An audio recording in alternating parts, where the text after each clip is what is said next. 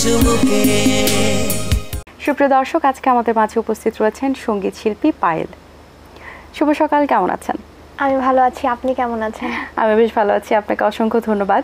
আর শুরুতেই জানতে চাই যে আপনি কি ধরনের গান করেন, কারণ আপনি একটি ড্রেস পরেছেন যেটা ত্রিপুরাতে পরা হয়। সো এই ড্রেসটার বিশেষত্ব এবং জানতে চাই, এবং সেই সাথে জানতে চাই যে আপনি কোন ধরনের গান বেশি গাওয়া হয়। আমি খুদে গানরা যে 2011-তে সেকেন্ড রানার্স আপ হয়েছি, তখন থেকেই আমার গান গাওয়া। আমি বাংলা গানও করি, আধুনিক নজরুল সঙ্গীত, এবং আমাদের ভাষায়, ককবরক ভাষায়, ওইটা নিয়েও গান করা হয়। কোথায় গান শেখা হয়েছে? আমি প্রথমে আমার গান শেখা হয়েছে আমার মায়ের কাছে। আমার মাও একজন সঙ্গীত শিল্পী। তারপর আমার একজন স্যার ছিল, বিধান স্যার, শ্রদ্ধেয় বিধান স্যারের কাছে আমার গান শেখা। আচ্ছা, এবার আপনার কণ্ঠে একটি গান শুনতে চাই, তারপর বাকি আলোচনা।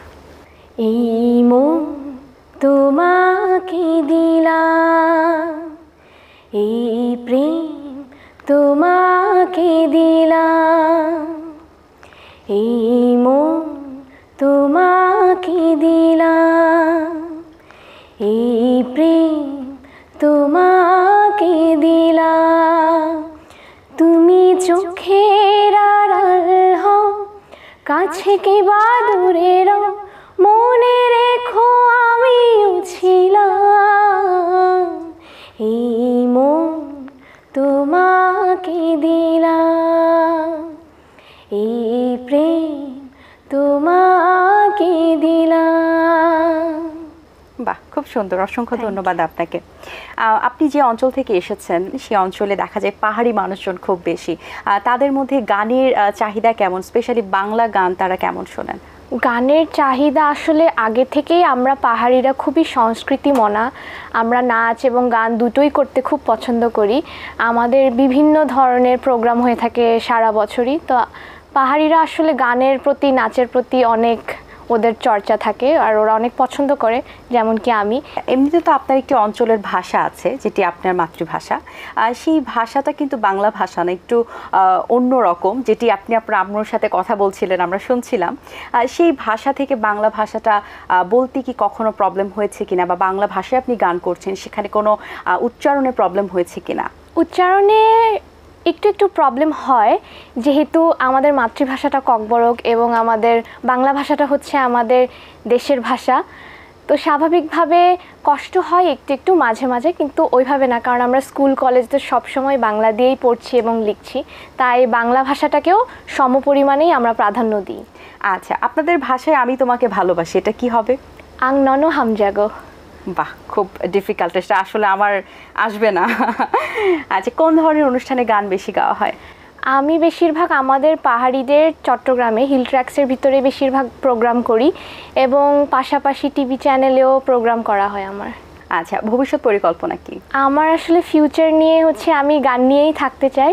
গান নিয়ে আমার পরিকল্পনা, আমি চাইছি যে আমি আরও বড় শিল্পী হতে পারি। আমি এখনও খুবই ছোট একটি শিল্পী, আমি আরও বড় শিল্পী হতে চাই, আর্টিস্ট হতে চাই, এটাই আমার পরিকল্পনা। আচ্ছা, এবার আপনার কণ্ঠে আরেকটি গান শুনতে চাই, কোন গানটি শোনাবেন? আমি চাইছি আমাদের একটা ভাষায় গান করতে। হ্যাঁ, অবশ্যই। Thank you. এটা আমারই মৌলিক গান, আমাদের ভাষায়, আশা করছি সবার ভালো লাগবে। কথমা সুই খানু বাই হালো বলাই খা ইয়া ফাইরই রাখা বেবাগানি কচা কচা ওই তংখা জরালে তিনি অংখা হামজাং মাচিনি কুপুলু শাদিবা কিসা খানি কক থাইনো মলব্রুনি বাগুই গানাও শাদিবা কিসা খানি কক থাইনো মলব্রুনি বাগুই নিনিনো। বাহ, সুরটা বেশ দারুণ, কিন্তু আমি কিছুই বুঝিনি। গানটি আসলে কি রোমান্টিক? জি, এটি একটি রোমান্টিক। আচ্ছা, এটা বুঝতে পেরেছি। গানটির কথা আসলে কি, বাংলায় যদি ট্রান্সলেট করা হয়? এটা কথমা সুইখা গানের নাম। গানের নামটা বাংলায় আমি গল্প লিখেছি তোমাকে নিয়ে, এটা নিয়ে পুরো গানটা। বাহ, সুন্দর একটি সুর, বুঝতে না পারলেও আমার বেশ দারুণ লেগেছে, বুঝতে পেরেছি যে এটা আসলে রোমান্টিক একটা গান। আচ্ছা, আপনি যখন খুদে গান রাজে পার্টিসিপেট করেছিলেন তখন কি চিন্তা করেছিলেন আপনি এত দূর পর্যন্ত যেতে পারবেন? না, আসলে আমার ওই চিন্তাটা কখনোই ছিল না, যেহেতু আমি তখন অনেক ছোট ছিলাম, ক্লাস 4-এ ছিলাম। আমার মাই সব কিছু করেছে। আমার মার খুব ইচ্ছে ছিল আমাকে শিল্পী হিসেবে দেখার। মার হচ্ছে আমাকে নিয়ে আসা, আমি তখন কিছুই অতভাবে ভালো করে বুঝি না, গান পারি, তখনই হচ্ছে আমার গান সবার ভাল লাগে, তারপর আমি ওই পজিশনটা অর্জন করি, এখন এই শিল্পী। আচ্ছা, তারপরে যখন পার্টিসিপেট করার পর দর্শকদের মন জয় করলেন, একটা পজিশনে চলে গেলেন, তারপরে লাইফ টার্নিং পয়েন্ট কেমন হয়েছিল এবং স্পেশালি আপনার অঞ্চলে আপনাকে কিভাবে স্বাগত জানিয়েছে? আগে হচ্ছে সবাই আমাকে চিনতো আমার মা যেহেতু টিচার, মৌসুমীর মেয়ে হিসেবে। এখন হচ্ছে আমার মাকে চিনে সবাই পায়েল ত্রিপুরার মায়া হিসেবে। তো ওই অর্জনটা আসলে একটু ভিন্ন আর খুবই ভাল লাগে এই অর্জনটা।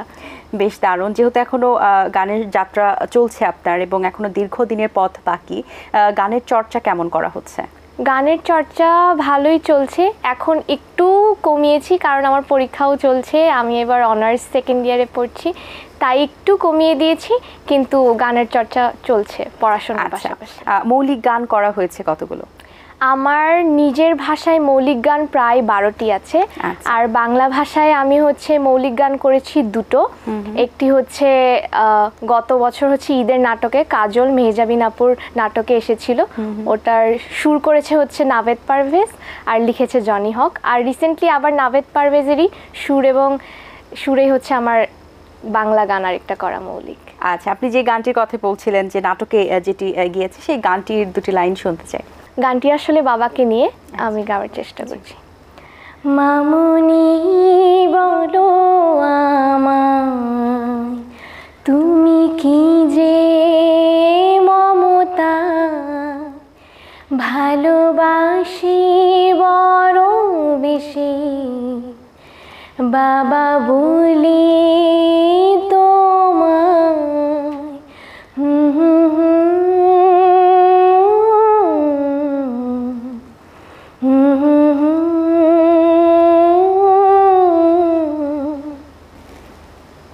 খুব সুন্দর সুন্দর একটি সুরে গানটি, এবং বাবা এবং মাকে নিয়ে যে গানগুলো হয় সেগুলো বেশ আবেগপ্রবণ হয়, বেশ ভালো লাগে।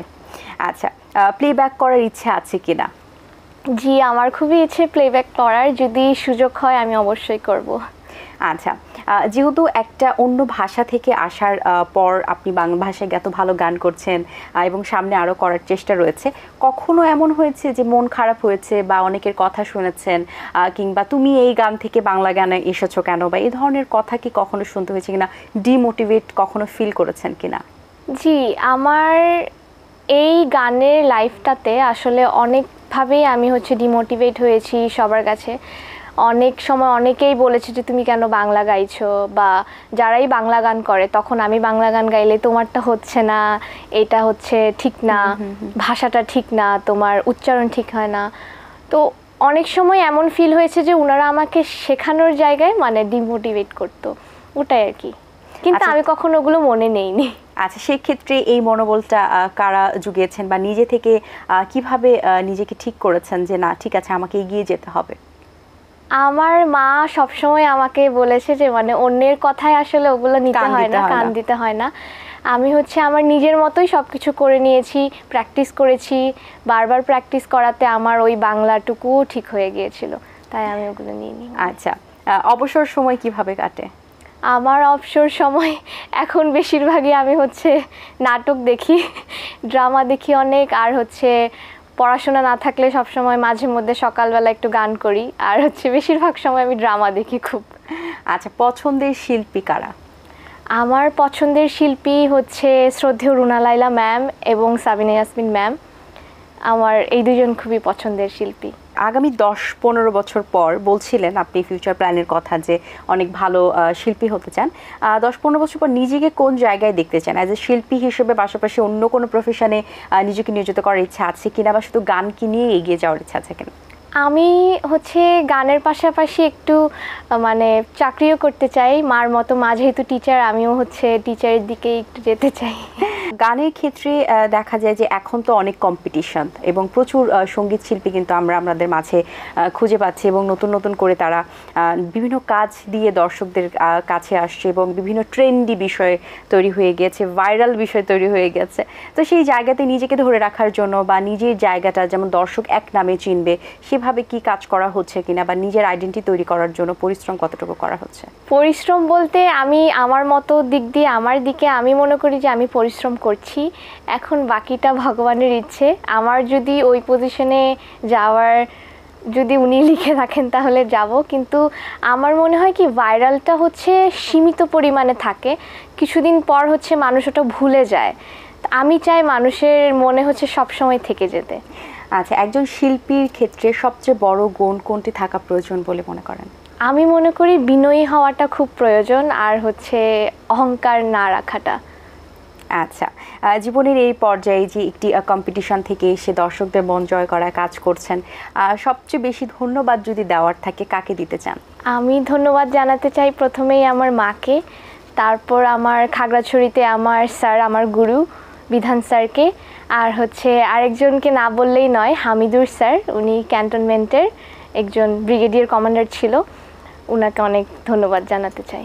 এবারে আপনার কণ্ঠে আরেকটি গান শুনতে চাই, কোন গানটি শোনাবেন? আমি বাংলা ছায়াছবির একটি গান গাইছি। হ্যাঁ হ্যাঁ, অবশ্যই।